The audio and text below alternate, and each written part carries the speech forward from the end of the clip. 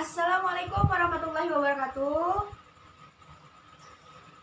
Semangat pagi, pagi, pagi, pagi. Sekali lagi, semangat pagi, pagi, pagi, pagi. Ya, untuk pembelajaran kali ini, Ibu akan membahas tentang empati terhadap sesama, hormat dan patuh kepada kedua orang tua dan guru. Sebelumnya, di sini ada yang tahu nggak apa itu empati? Apa ayo? Ada yang tahu nggak? Masa nggak tahu empati itu apa? Ya, empati itu keadaan mental seseorang di mana dalam keadaan, kondisi atau pikiran yang sama dengan orang lain. Simpelnya seperti ini, ketika ada orang lain yang merasakan sedih, kita pun ikut merasakannya dan kita bertindak untuk menolongnya. Seperti itu ya, rasa empati. Rasa empati itu salah satu sifat terpuji dan Islam mengajarkan bahwa kita harus bersikap dan memiliki sifat empati terhadap orang. Empati itu sama aja dengan rasa iba atau kasihan. Jadi ketika ada rasa iba atau kasihan kepada orang lain, maka kita akan bertindak untuk menolongnya ketika orang tersebut mendapatkan musibah seperti itu. Karena memang di dalam Islam kita menganjurkan bahwa kita harus saling tolong, menolong, saling menghargai dan saling menghormati satu sama lain seperti itu. Kemudian lanjut ada dalil naklinya. Dalil nakli empati itu ada dalam Quran surat An-Nisa ayat 8. Ada yang ingin membacakan? Ibu minta tolong.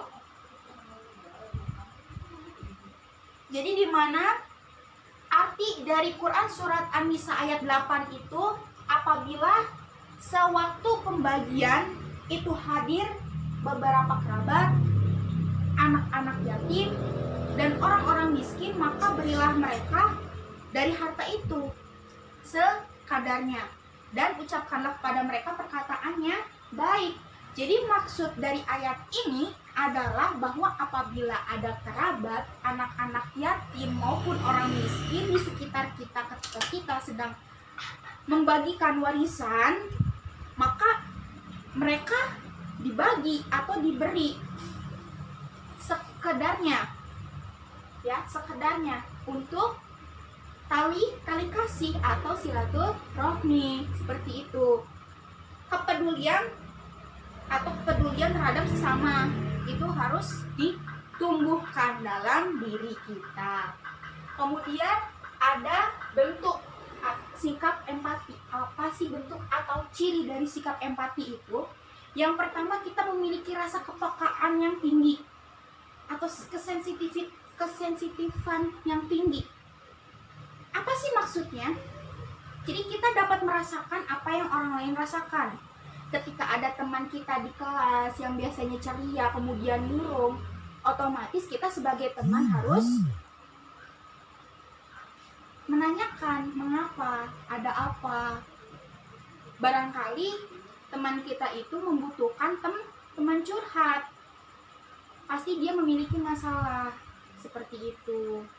Dan kita harus peka, kita harus menolongnya, kita harus menghiburnya, mensupport, memberikan memotivasi, itu ya. Kemudian membayangkan seandainya aku adalah dia. Ketika ada teman yang mendapatkan masalah, terus kita membayangkan, kita berpikir apabila kita ada di posisi dia, seperti apa?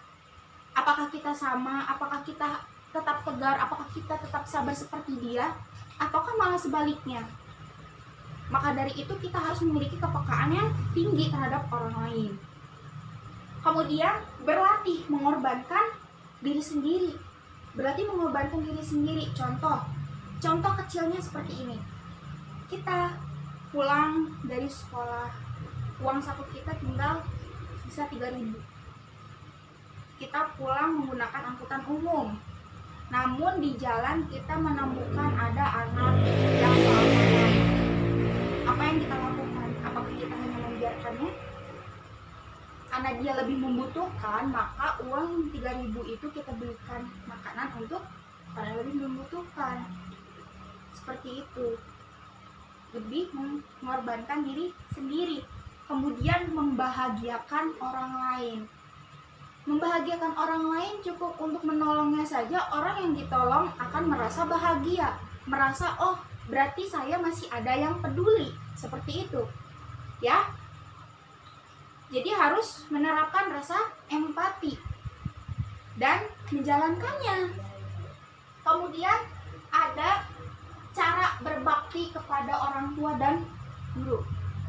Cara berbaktinya, ketika orang tua kita masih ada, caranya itu kita harus memperlakukan kedua orang tua kita dengan sopan dan kita menghormati, saling menghargai juga ya, dengan sopan, lemah lembut gitu. Kemudian membantu pekerjaannya. Ketika ada pekerjaan rumah, kita membantu, entah itu nyapu, ngepel, masak, ikut bantu gitu. Kemudian mengikuti nasihatnya. Jadi apabila ada orang tua yang memberikan nasihat kepada kita, kita ikuti, kita turuti, kita terapkan. Seperti itu. Nasihat yang baik ya, maksudnya. Pasti orang tua itu tidak akan memberikan nasihat yang buruk. Pasti semuanya baik gitu.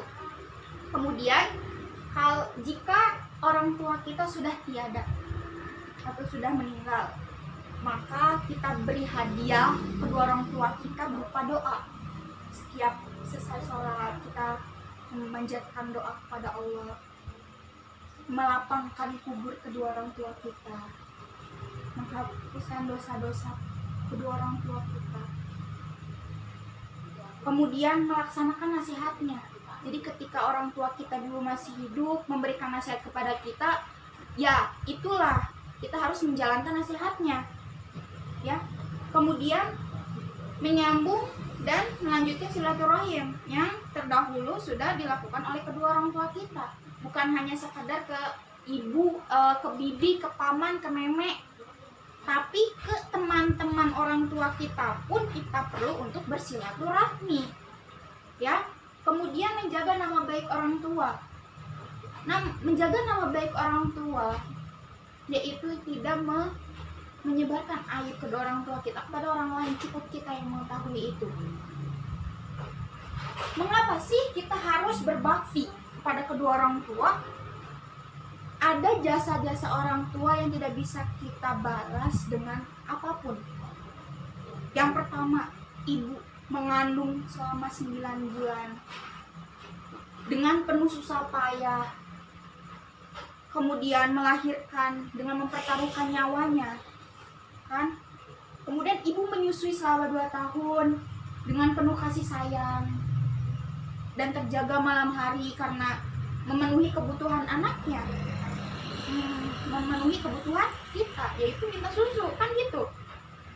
Kemudian ibu dan ayah memelihara kita sehingga kita siap untuk hidup mandiri untuk kedepannya.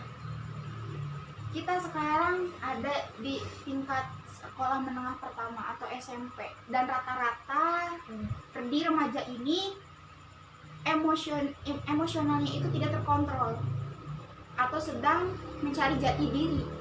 Maka dari itu orang tua adalah pendidikan yang utama dan pertama ya, karena sebelum guru, orang tua lah yang memberikan pendidikan, yang memberikan ilmu terhadap anaknya, yaitu apa?